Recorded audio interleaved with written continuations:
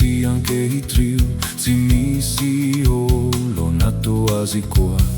Amin'ny andro ampahoriana, mbola ilaiko izy, ilaiko Jesosy. Ilaiko re Jesosy zao, ilaiko isanandro. Na mamiratra izay, na mitatahorahona isanandro eny, ilaiko Jesosy. Ilaiko ny sakaiza to azy, mitarika mindala maizina. Raha mamely ny fahavaloko, tsy maleo aho fa ilaiko Jesosy. Ilaiko re Jesosy zao, ilaiko isanandro.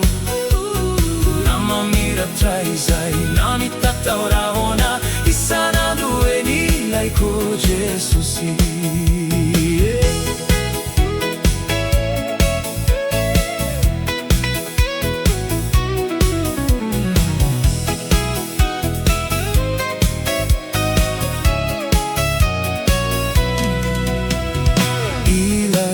Hatramin'ny farany Jesosy ilay tsy manamparo ahy.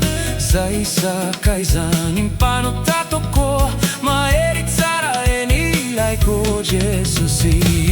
Ilaiko re Jesosy zao, ilaiko isanandro. Na mamiratra izay, na mitatahorahona isanandro eny, ilaiko Jesosy.